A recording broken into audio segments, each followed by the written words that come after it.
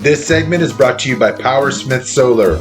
Get a quote today for the best pricing in the nation. Veteran owned, over 15 years experience. Contact us at 424 area code 342-3392. Reach out to us by email at rudolph@powersmithsolar.com.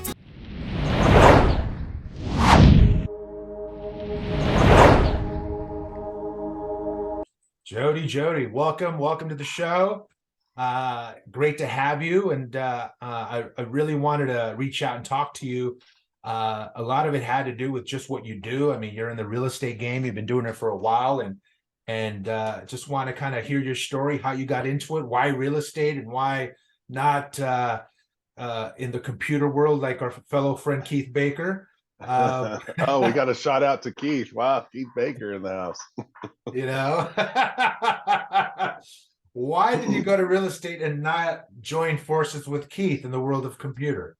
Man, it's just kind of just the way the world turns sometimes. I've done a lot of things. I'm in my mid 40s and had a few different careers, all generated around sales, customer service oriented type fields. And I'm usually the more loud, jovial type person in every group I'm in, and that's kind of why I've always liked sales. But I think the thing about corporate sales, when you're selling like widgets for whoever, I was never a fan of the high pressure environment, quotas and things like that. Right.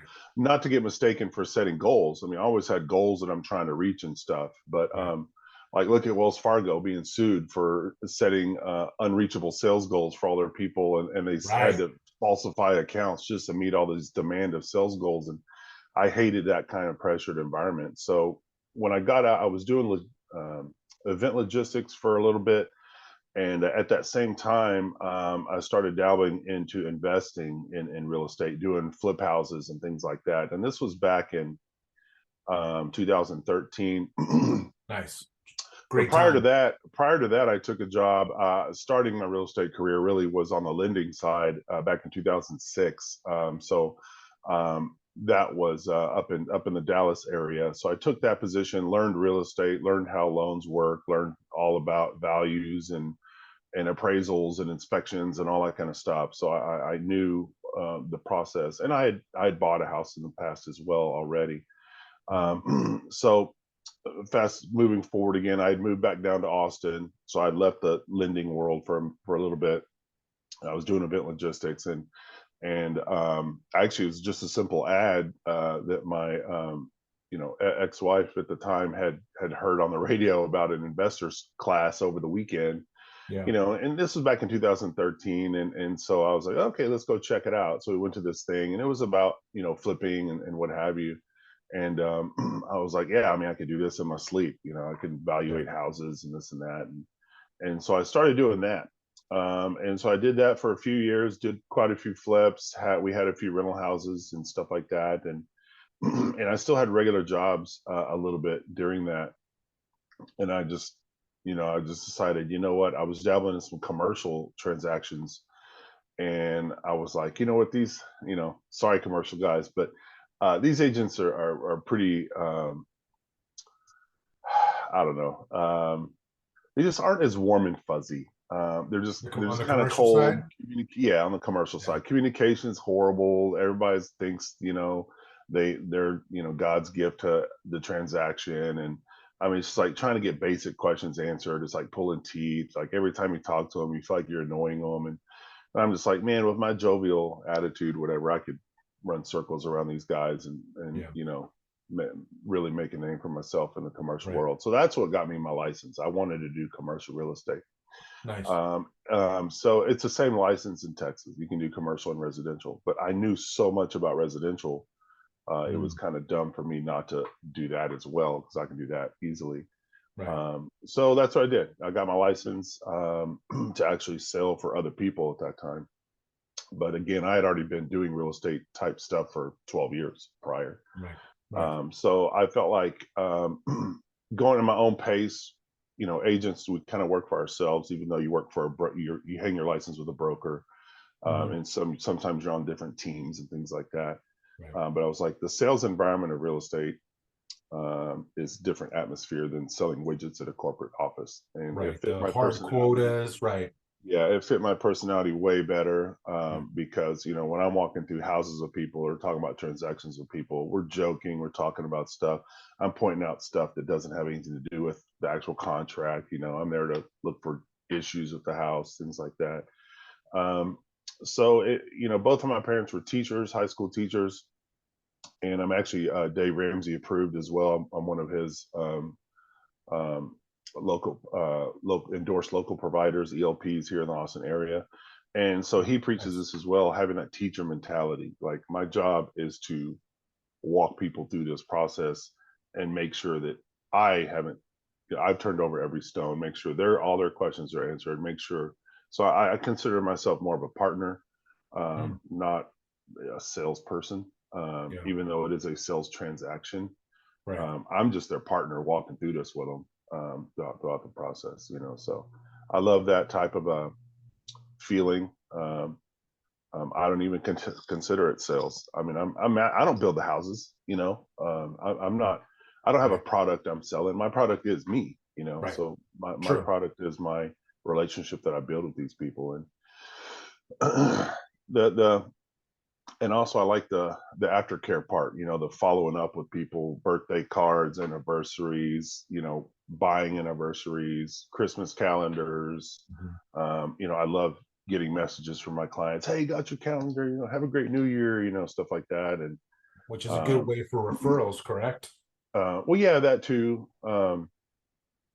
Yeah, at my level now where I'm at, I am doing a lot of referral business. I used to be heavy on buying leads online and stuff, and I'm kind of I'm kind of taking a step back from that. But Yeah. but yeah, right now I'm a lot referral based, and that also shows that I'm good at what I do. People Yeah. aren't going to send their friends and family to someone who sucks at what they do.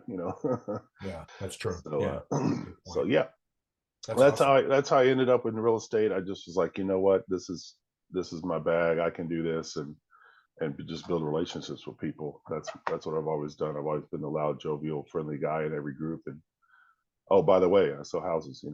So Yeah. Nice. Nice. yeah, And so would a lot of the homes that you sell, is it mostly in the right there in the Austin area? Is that your focal point, or Austin, Cedar Park, yes. Round Rock, around that area? I've lived. My parents lived in Waco for a little bit. I've got a lot of friends, some really close friends up in the Killeen Coppers Cove area. I went to school down in San Marcos. I Mhm. lived in Austin area since '89.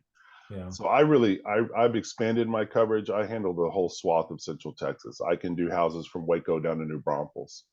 So Okay. there's the way your coverage works in real estate is there's MLS systems where you have access to do searches and list properties and things, and those are all regionalized. So granted, my license is statewide. I could do a transaction in Houston, but I don't know anything about Houston. I don't have access to that MLS system, so I'm not Right. going to do that. I would refer that out to another agent. But anything within an hour radius, I have no problem driving. I put it on cruise control, put some jams in, listen to some of your podcasts while I'm driving, and Yeah. I'm there. And Right. so I don't have a problem going up to Waco or down to New Braunfels. So that's the area I cover. That's awesome. Okay. That's good. That's good. Oh, that's But yeah, awesome. my backyard. I mean, I went to Westwood here in the Round Rock area, so that's my backyard. I mean, these are the I know every alley and every street corner in this area, Yeah. but I have access further out. You know what I mean? Nice, nice. And then Yeah, you actually got to see the incredible rise of prices of Austin, which yeah, must have been crazy because you've been in real estate for the last 12 years. And even Keith, when Keith first moved to Austin, I still remember he moved, was it, I think it was 2000, 2008, 2000, somewhere around there. yeah. We were in a slump. Yeah, that was a recession. Yeah, Yeah. And then I remember when he moved right before the recession hits, he kept telling me you should move to Austin. You should move to Austin. And I was, I'm not moving to Austin. I remember I told him that. And then he said, what did he say? He goes, yeah, we moved into a house that's 100 and I think it was 130th time or Oh yeah, 100. that we just analyzed his house. It's at least 3 times what they bought. Yeah, Right, yeah, right. So we it's like he yeah. told me about 110, 110,000, something like that. And I remember back then I said 110,000. What did you guys move into, a mobile home? Yeah. And you know, we got a 2, 3 car garage, we got all this room, we got a big backyard. I'm like, what? Yeah. I didn't believe him. I swear I didn't believe him until I think 4 or 5 years. I came for the first time sometime in around maybe 2011 or 2012. I came, I looked at his house, I was like, this cost that much? Like, Yeah. what the hell? Are you kidding me? Yeah. And I still remember that's the time I should have bought a house here. Correct. Yeah, that was the time, the perfect time to buy the house. And he even took me um to Marble Falls. Oh yeah, yeah. About an hour west. Yeah. Yeah, he took me to Marble Falls, and we went to this private community. And Horseshoe apparently, Bay. yes, and then Yeah. it's a private community, and the gate opened up. There was a car leaving, and then Keith just drove in. You got to check out these houses. We went, Yeah. yeah, we went in these massive mini mansions, huge. And I still remember to this day. I pulled up to this house, and it was for sale. I looked at the price, and it was 480,000 or 450,000. Yeah. You should have bought that one because that's probably Yeah, 2 million. That's a $2 million property today. right. Yeah. And I still remember today. And then Keith, I think I asked him the same thing, and he goes, "Bro, that's millions now." Yeah. So For sure. Yeah. you 100%. got to see that rise. How crazy was it to see that Yeah. explosion of people Well, moving? so that's the thing is I moved here in '89, so Dell Computers started about a year or so after I moved here, and that's Dell Computers was what started the technology boom here in this town. So the IT boom of the '90s, I know it crashed a little bit there in the late '90s, but in the early 2000s, but that all started in about 1990, 1991. So yeah, I was here right before that. We came for education. My parents were teachers, like I said. Right, We actually lived in Uvalde, Texas, out west of San Antonio, right, and so we moved here from there, and for educational reasons. And then the IT boom just happened. Like we didn't come for that, but yeah, and that's what I tell. I mean, I can ramble on about real estate a lot on this conversation. I don't know how deep you want me to go, but and that's what I try to tell people. I went to school for business management. Obviously, there's a lot of economics in there, into that program, and it's really just basic demand. So the prices, it's not like, great. Austin's great. We're right next to the hill country. We have our lakes. We're only 3 4 hours from the coast, so yeah, we have all the big cities equidistance from us. So it is a nice little spot to be in, for those reasons. Big touristy city with all the music stuff. But really, what drove the prices was the jobs. When there's more people moving here for work, with all the demand with the IT companies, that's going to make the prices go up. Period. Basic supply and demand rules, right, economics. So that's what happened. And then obviously those people coming here, want to be in, where the good schools are. They want their kids to be in good schools so their kids can go into nice careers like they are. They're moving here for nice careers. And so then you would see pockets start developing around the nicer school areas where college prep schools, things like that. And that's kind of why the suburbs kind of really exploded. right, It's hard to build out west because you got all the hill country, and out east has always been just farmland right. for a long time. So out east isn't the most cosmetically appealing area to look at because it's just flat, no trees. The And South that, looks good. You have the yeah, Buddha, you and have Kyle. and so that's why along the I-35 corridor, Austin Yeah, Austin looks like an elongated city kind of for a long yeah, time. It's right, a lot of growth up Cedar Park, Leander, Georgetown, and then down south, Circle C West and down towards Buda Kyle. So, but anywho, all those prices and stuff were driven because of the demand for jobs. And during the recession and stuff, Austin has such a mix of jobs. We have the state governments here. UT employs a lot of people. It's the biggest university in the country as far as enrollment, um, and money. You see their yeah, athletic program, how much money they have. And then you got the IT sector, and then you just have regular jobs, all the regular school systems and stuff. So, like when the recession hit and everything, the rest of the country at that time, I was still doing some lending, and people were walking away from their houses upside down. And Austin just plateaued. Like the values really didn't really go down. They leveled out. You could look at an individual house on per house basis, and they might have gone down. But when you take the law of averages for this area, we kind of just plateaued. Everything was fine. And there's a few different reasons for that as well, because of the 80% rule here in Texas too. But Right. but anywho, so yeah, our values here on average double every decade, which is Yeah. crazy. And It's crazy. you think about that house was, Key's house, for example, they bought it in, what'd you say? When did they get back here? 2008? Yeah, 2008, exactly. So it's been 20 years and it's tripled, almost quadrupled in value. Yeah. Yeah. So in about 12 years. So I Yeah, mean, it's just kind of it's having, and it's amazing to think that, oh my gosh, this house that I'm in today might be over $1 million in 10 years. Like, no way, this is $1 million house. But right. the houses today that are $1 million 10 years ago weren't, and everyone's saying the same thing. And so that's why being in real estate, I'm just like, yeah, it's amazing, right? And everybody says what you just said. Everybody says, man, I should have bought. I should have bought. Yep. You're going to be saying the same thing in 10 years, Yeah. Right. Right. So buy. Right. It's so true You because have to own assets. How many millionaires or rich people or successful people do you see that own real estate? All of them do. They don't, yeah. they might not have got their money that way, but that's how you see people be successful, is they divvy up their assets and they own brick and mortar buildings, if not commercial or residential, whatever. Yeah. So That's so true. And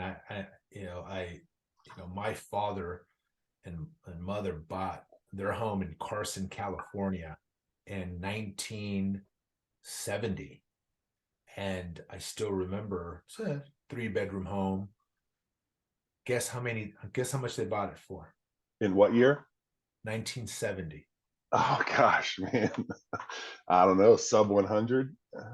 20 grand. Gee, I'd write a $20,000. check for that right now.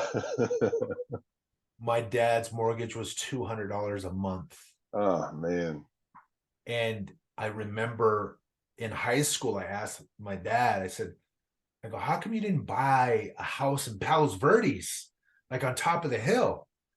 And I remember he said, I actually went up there looking for a house, and they were selling houses on the very top of the hill of Palos Verdes, but they were way too expensive and I couldn't afford it at the time. And I said, how much were they? He goes, oof. They were like 30. they were going like $45,000.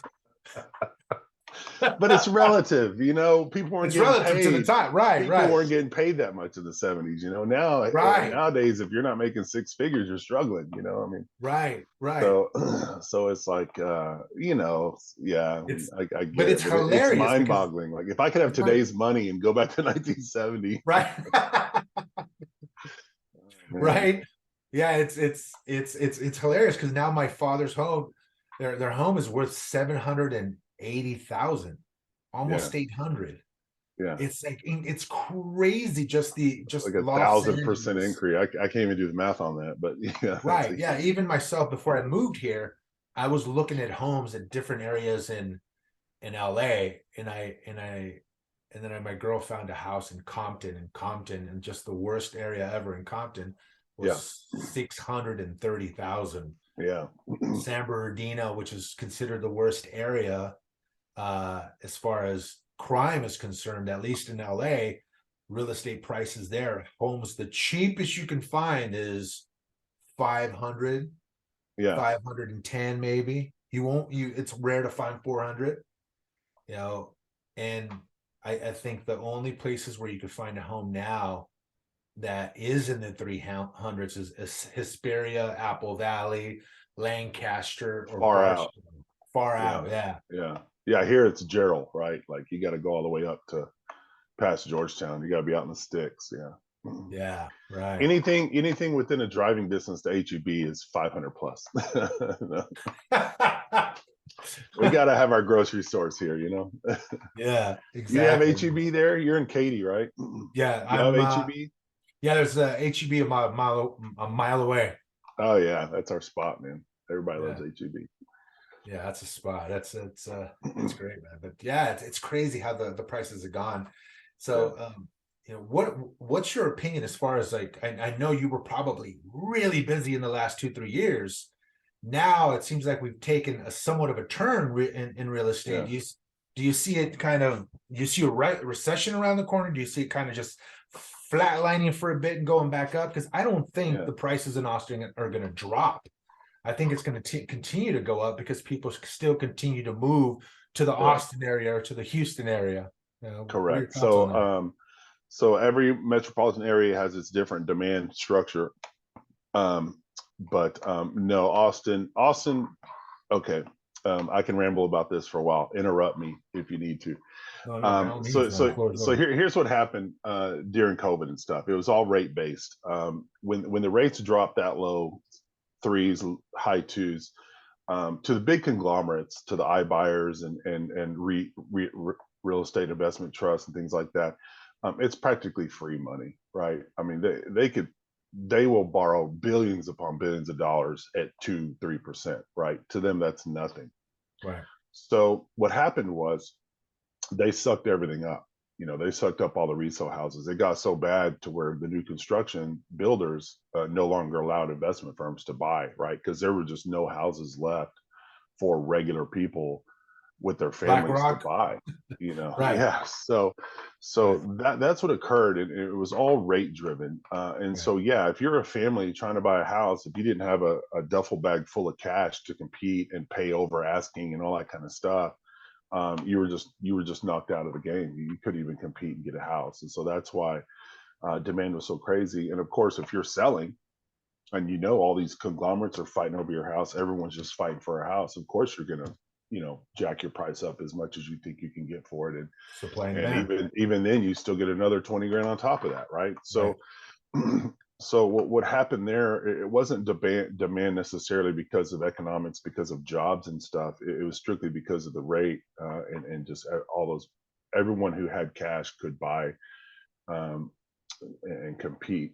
So what happened then when the rates went up a little bit, all the big conglomerates jumped out, right? So Right. now you're left with regular home buyers again.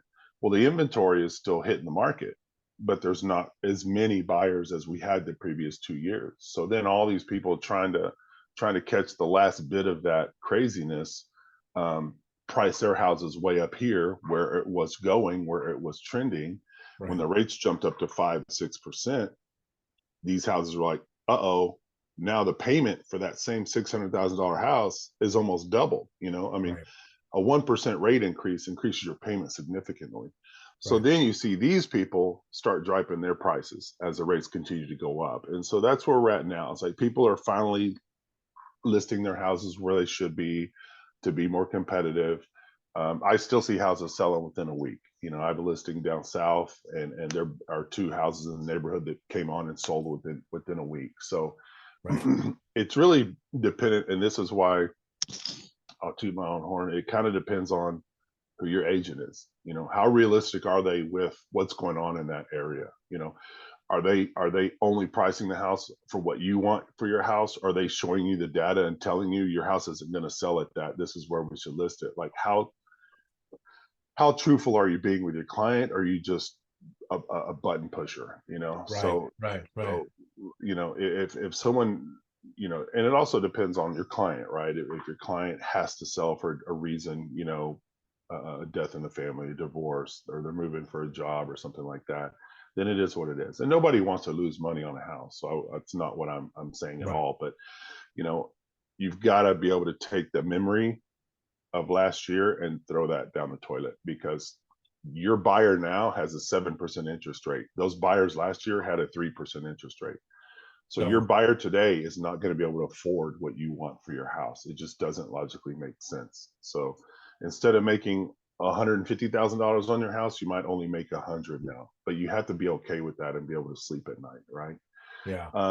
So that's what we're dealing with now. Is it's this hard struggle of homeowners coming to that realization that, okay, we got to get realistic now, and buyers on that end being able to still afford that interest rate with their Right. payment. So we still got to find that happy medium. But as far as like recession and things are concerned, the demand's still there. On my listings, Yeah. I can reverse prospect, and I can see that, for this specific house, there's 300 active buyers right now that my house fits in their parameters, that they have an active search going with a real estate agent, right? Yeah. Right. So we go in and we set the parameters. You're looking for 2,000 square feet, 3 bedroom in this geographical area.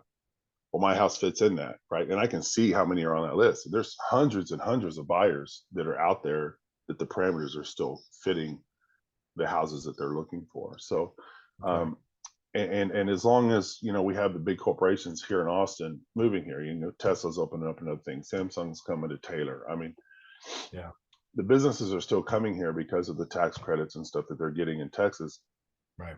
and that's going to keep the demand up. So that's the economical side of things. So now Houston, Tesla's not building factories in Houston. So Houston's growth is based on their own internal economy with the oil booms and things like that, which is very, very affected by government control of the oil, right? Right. Dallas, they call that what, the New York of the South. So there's always stuff happening in Dallas. I think Dallas is kind of a monster of its own, but Austin is highly influenced by the basic demand of just people moving here for work. Yeah. So the more corporations that keep moving here and opening up shop, and more things that come here, then our demand's going to stay high enough to keep houses moving. So Nice. Nice. there Nice. might be a national recession. I don't know. I can't speak for the rest of the country, but like we had in 2008, Right. like I said, Austin still plateaued. So I Yeah. mean, there's still enough demand here that people are moving. So That's interesting. Wow. That's fascinating. And what would you say to some people? Because, because I've heard from, from a few friends where their husband or their wife are in real estate, and they keep telling their wives or husbands, oh, it's too slow, and it's, I don't know, I got to find another supplemental job because I was killing in real estate, now it's too slow. Is it, and I've heard that from someone in Los Angeles, someone in Texas, someone in New York. Is it always slow, or could it also go back to the actual person and their process and how they actually how they get their leads, whether they really are do they have the personality to really get out there and talk to people? Because it's not, a lot of it really depends on your a, a personality, the jovial yeah, personality. Does that give you an edge in the real estate game versus a person that's more timid and kind of, what are your yeah. feelings on that? um, yes, D, all of the above. Yeah. So like I said earlier, I don't know if that part was being recorded and we were talking about my work and stuff, but I got into this job because I am a self-motivated type person. I'm a self-managed type person, and a lot of people, maybe not a lot, but there are agents out there that just, I think, heavily rely on outside sources. Like they're not the type of self-driven agents that go out and kill what, eat what they kill type people. and Right. and so you have to be able to analyze, and take a step back and look, okay, what's happening in the market? Where am I getting my leads from? Is that going to keep happening, or is that going to dry up? Mm-hmm. Why am I getting less leads from this source? And you got to figure out a different way, to make that happen. There are a few things that I do, like that I try to stay on top of, like clockwork, and it doesn't matter what the market is doing. And that is, posting on social media, keeping in touch with my sphere, my friends from high school, work, college, sending birthday cards, things like that. I'll always do that. It doesn't matter what the economy is doing; those things will still happen. Yeah. But where you're spending your marketing dollars, like I used to be really, really heavy in Zillow advertising, and I mean, there were years where I was 90% Zillow leads, right? Wow. Um, Right. but depending on what happened, when the market got really, really competitive, I kind of lowered that down significantly, because every buyer that called in, I mean, unless they had a trunk full of cash, they really couldn't compete.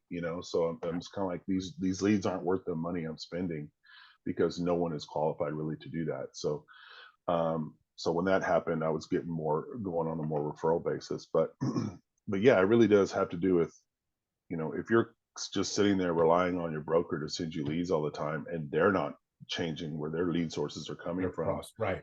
and your leads are turning more and more into wood, they're not anything worth it. So you have to be able to shift and move just like a boxer, and figure Yeah. out, different avenues to get your business. um but yeah, I mean, as far as being slow, you know, regardless of the economy, less people are looking at houses during the holidays, right? So that's typically slow. But it also, again, it depends on what you're saying to your people. I've got, I don't even know how many searches I've going right now. I have people that I've talked to previous months are like, oh, we're going to hold off until January. Mhm. I've got clients that I've met, that are flying in January to start looking for houses. So I think people waited out the rate hike just to see what was going to happen, Right. but people still have to move. I mean, just because the rates are X% doesn't mean that your job's starting in February. You got to get here, right? Um, just because rates are where they are doesn't mean things aren't still happening that people need to move for. So it just, yeah, I mean, I think it does have a lot to do with your inner drive, and time management is huge. Mm. um, a lot of realtors, I think, fail, because they say a lot of realtors fail their first year or whatever. Yeah, that's what I hear. Is it And what would you say it's like the three attributes that you really need to succeed in the game? Because I hear the sure, same thing. You get your license, you usually fail within the first 2 years. It's kind of yeah, like a restaurant, opening a restaurant. Same yeah. thing. A lot of people, from what I understand, they get their license, and they try to do it like part time. They Mm. still have their job, and they're like, oh, I'm gonna maybe do one or two deals a year with my family and friends. Mm. Right. When I first got my license, I sent out an email blast to 1,500 people that I had emails for. Mhm. I got zero leads from that. Wow. Oh Zero. shit. Wow. You've got a $500,000 house Wow. and you want to sell it for maximum value. Are you going to let this brand new agent that's never done a transaction before sell that house for you? Or are you going to go to the person that's been doing this for years and knows real estate like the back of their hand? Good point. Yeah. Yeah. If you're thinking about getting your license and you think, oh, I know a lot of people, oh, people will just start calling me to sell their house, whatever. Good luck. Right. That's not how real estate works. You have to prove yourself.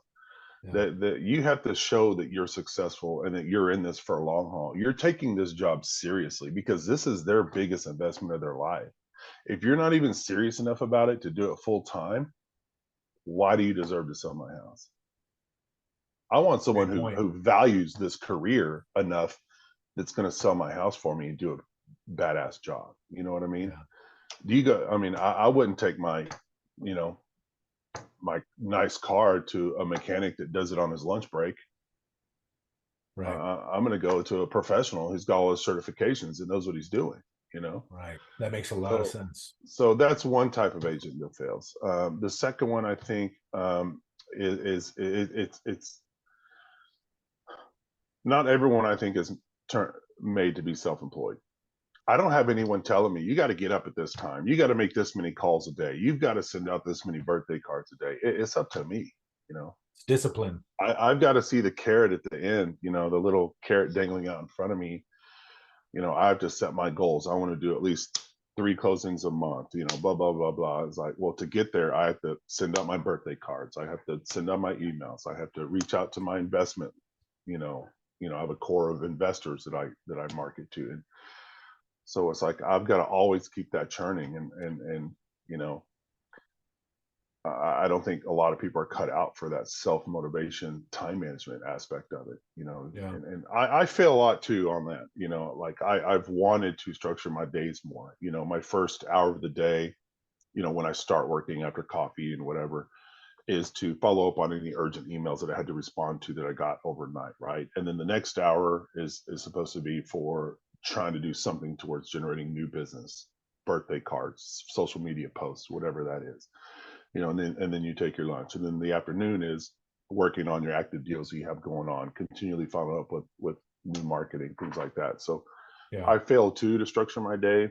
um, but I have my own strategy to catch back up. And so that's the second reason I think a lot of agents fail is a lot of people don't understand how hard it is to be self-employed and do it all on your own. Um, Right. you know, you come from this corporate world where you had to get dressed and be there by a certain time, and now you're at home, Right. You you're in your clock in and PJs. clock out. You have that Yeah, lunch break. You have yeah, that routine, and now you're at home.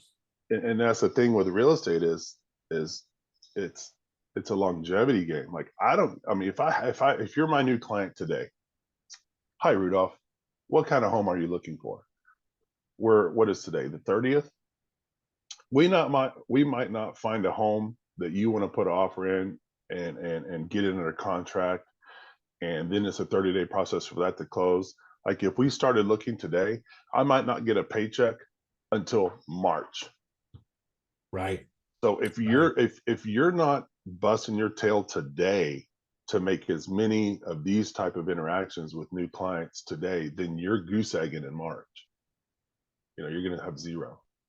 Yeah. And a lot of people don't get that. It's this is a longevity type of process, a sale. You know, I don't really consider it sales, but I'm matchmaking. I'm matching people's needs with things that I can find that match those needs. A house, right? Yeah. So a matchmaking process.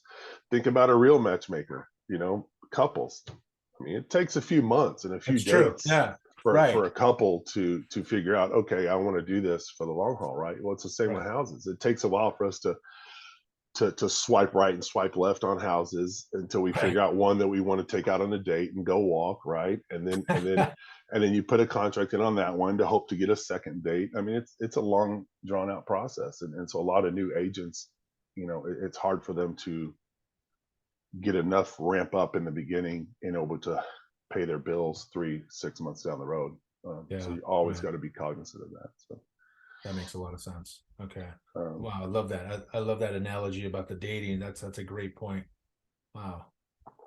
but So anyway, so that's my take on why some agents, you know, fail, whatever. I think they say the average agent, I don't know what these stats come up of nationally or what, but I think the average agent does 1 or 2 deals a year, and I take it that with a grain of salt. That's probably a lot of part-time people that just have their license that still have a career, yeah. and so they don't need a real estate deal. So that's bringing that average down. I would like to see that average of how many deals agents close that do it full time. Mhm. I've yet to really see that statistic. Um, but just being by myself, I average about 30 plus deals a year. Um, Yeah. and you know, that's what I'm striving to stay. I want to get up to 40 50 deals a year. If I get to that level, I'm entertain hiring an assistant of some kind, but right now I'm just kind of trucking along, and that Nice. includes leases and stuff too. I will always do leases for, you know, referrals, friends, family. I don't turn down anything if it comes from someone I know. I roll out the red carpet the same. I'll do a lease the same way I'll do $1 million house. I don't look at the dollars. To me, that all trickles down at the end, and it is what it is. And Uncle Sam wants their cut, right? So each transaction I look at like, you know, okay, here's a new client, here's a new contact, a new relationship that I'm going to have for years. So sure, they might be leasing today, but they're going to get my Christmas cards. I'm going to call them on anniversaries. I'm going to tell them happy birthday. I'm going to treat them the same as the person that bought a $2 million property. And one day when they are ready to buy, hopefully I've built their trust and have that relationship built that I'll be that person. So, Yeah. but again, a new agent doesn't have that. You know, you have to already have clients to start doing Right. that type of follow up. So that's another part that's hard for new agents. Just the follow up aspect. Yeah, you don't have anyone to follow up on. You Right. don't have any Right. clients yet. So they usually say agents, businesses, and it's weird because I felt this about year 3 is when it kind of starts taking off a life of their own. Like those agents you help, those clients you help the first year and the second year, following up with them continuously for that long, they start sending you referrals, and you're still getting new business, and so then it just starts to kind of snowball. Okay. And so that's kind of what Snowball. I'm Yeah. experiencing now. I actually Right. got my license to sell in 2018, so I'm coming up on year 4 and 5. So Nice. yeah, Nice. so it's And staying what? busy. How can you? What? How can you? Because everyone is so used to the okay, you purchase a home or sell a home, but for those that don't understand the leasing aspect, what is the leasing when you want to lease a home? And how do you make a profit of that? Is they're leasing a home, or but I don't think a lot of people understand the whole leasing aspect of a home and how You mean that as works. I know I as don't. far as if you own it, if you're the owner? Right. Like if I'm on the owner, but I want to lease it out to a family, but Yeah. I just don't want to go through the whole headache of putting ads out or talking to people. Yeah, same. I want to reach out to Same. you. Hey, I want to lease my home. What can you do for me? How much do you charge? How does the Yeah. whole thing work? It's pretty much the same process as a sale. It's all about marketing your home. You want, if you're trying to sell a soda, you want to advertise that in front of as many people as possible. That's why they put the soda machines at the checkout lines, right? Because everyone's going to walk by that, right? So, Right. so yes, you want to contact an agent, who will then put it in our MLS system, which will then send it out to all the syndication websites, all the Zillows and all those, realtor.coms and all those places. So, a person can see it moving here from London, a person can see it moving across town.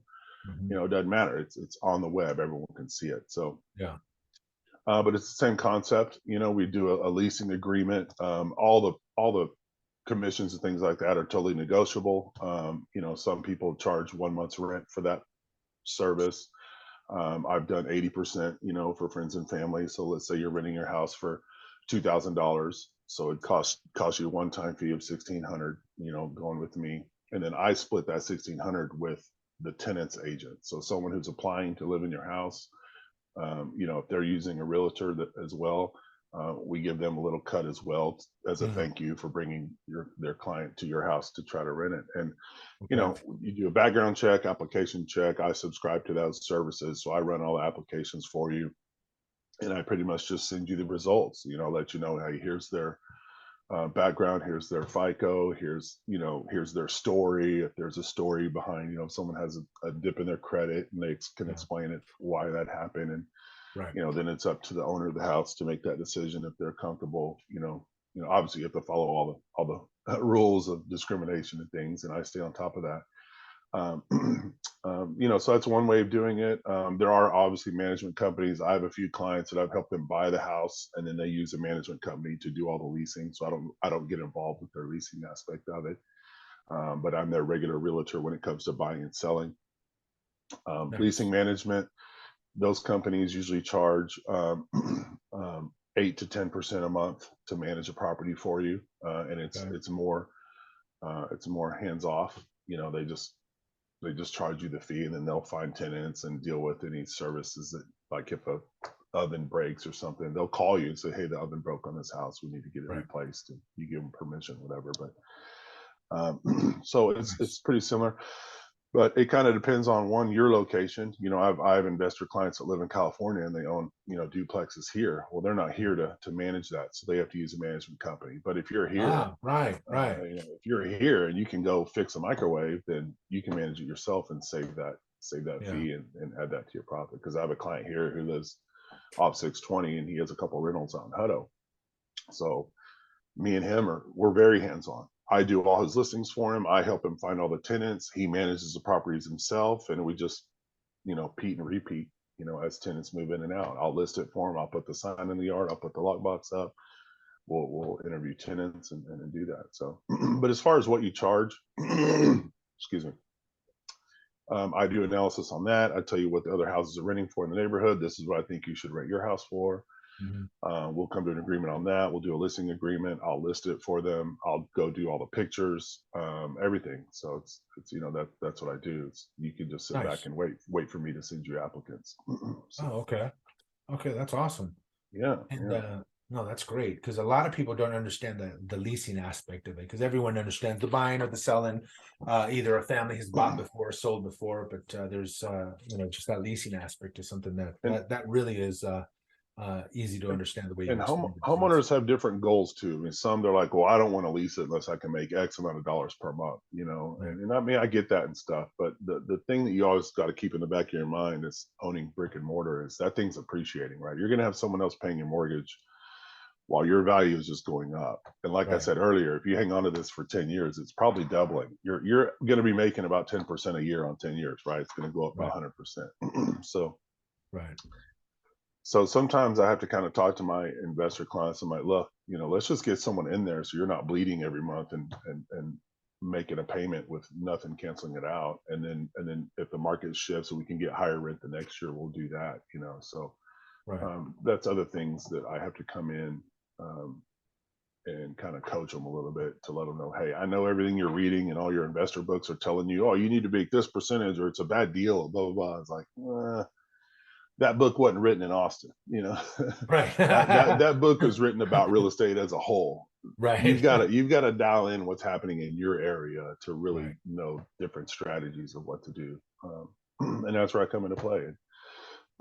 And that's another thing I feel like I have above other agents is one, I started in the lending side, so I know the lending side like the back of my hand. Obviously, I'm not licensed there, so I can't quote rates or anything. But I have caught stuff on loans where I'm like, hey, they shouldn't be charging you that. You know, you need to ask them about that, whatever. So, I mean, not all agents could say they have that type of background. And then also, I did flips and I had rentals and stuff. So I've been through houses that are gutted down to the studs. You know, I know what foundation cracks look like. I know what a bad roof looks like. I mean, I can tell if a water heater's up to code, if it's missing the T traps and things like that. And you know, I have that eye because I did flips myself and I was involved with the general contractors and the Right. construction That gives you an aspect of it. edge. I also owned rental houses. So if I have a Yeah. client who's an investor, I'll tell them, well, this is what I did on my rentals. This is why this doesn't matter. You should focus more on this. And not all agents have those hats either they can wear. And then obviously, you know, being a regular agent. So, I mean, I'm kind of like three birds with one stone. You know, I have the lending side, the construction side, the investor side, and the sales side. So, Nice. No, that's great. yeah. That's awesome, man. That really makes it really clear. That's fantastic. Now, what kind of advice can you give someone that wants to get in the real estate game but has no idea, but they want to do it? Like, for instance, I'll give you an example. Like, just say I have a friend, Keith Baker, who works full time in the computer industry and he gets laid off and he wants to actually sell. What kind of advice can you give him? Keith would be doomed for failure. I don't think he would have a chance. No, I'm just kidding. My advice. So when I was doing flips and stuff, I had the systems. Okay, this is a Yeah. roundabout way of saying the systems. You have to know what you're doing from day one. You have to know how to do a CMA and analyze an area and see, you know, so let me ask you this, Rudolph. A single story house or a two-story house, same square footage, which one would be priced higher? I'll say square footage. No, they're both 2,000 square feet. One's Oh, single I story, would one's two say story. I'll say two-story. No, single story. Single Really? stories are in higher demand because people don't want to walk upstairs if they don't have to. Really? So a single story house usually will sell for more than a two-story house would if they're exactly the same. If they're both three-bedroom, 2,000 square feet houses, usually I mean, these are rules of thumb, right? The single story would sell for more, and And it's so because it's stuff people like don't that. want to walk upstairs? Is that Would you, if you had the same square footage and you could just be all on one floor, or you have to walk upstairs to your bedroom, what would you prefer? that's a good point. Probably I'd say Why would you go one upstairs if you don't floor. have to? Right. Or you could just go around the corner from your kitchen and your room's right there. You That's still a have the good same point. living space, same living Yeah. space. Now, there are some aspects of two-story homes that people like better. Yeah. Because usually if it's a one-story home that has the same square footage, it just means like the bedrooms and stuff might be bigger, the closets might be bigger, Right. and Right. and it is common that two stories might have a little loft area, right? So Right. sometimes it might be the same square footage, but the two-story has smaller bedrooms, but it has a loft, so it feels like you get that extra living space. So I mean, there are things like that, but it's little stuff like that where I would recommend to a new person, Keith Baker, getting his new career in real estate would be,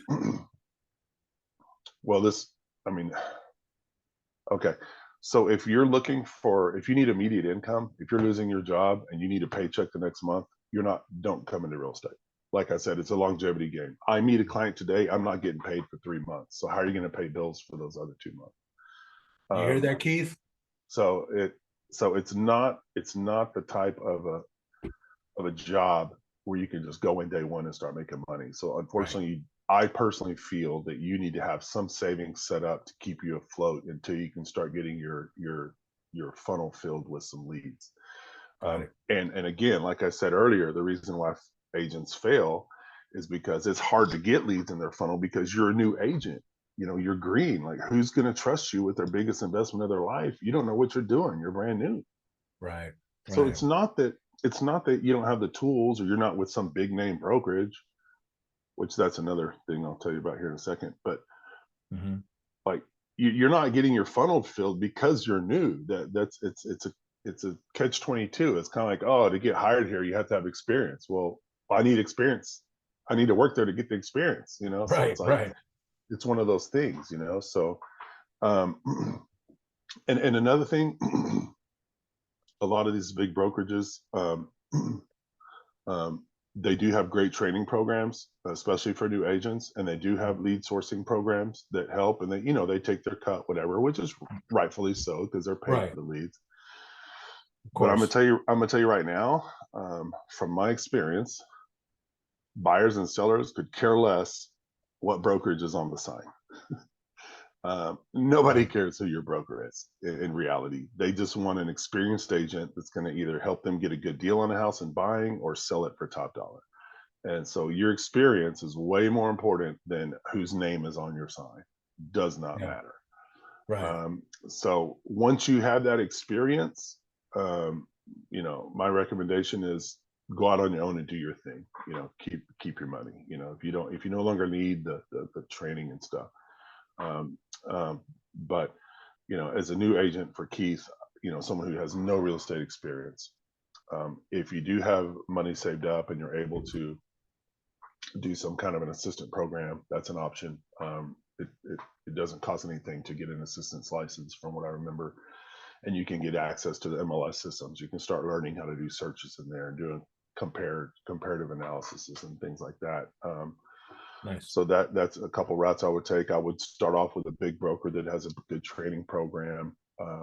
But to expect to get any type of money those first couple months, 3 months, maybe even 6 months, you might get one or two deals if you're Yeah. lucky. Um, That makes sense. That makes but sense. it's not And a you're right, because I never thought about the sign that's being sold. No one, it's not really a big deal, though. Yeah, I think it's a big deal to the brokers or to certain brokers. Oh, hang on just one second. Hang on a yeah, second. no, take your time. Yeah. Oh,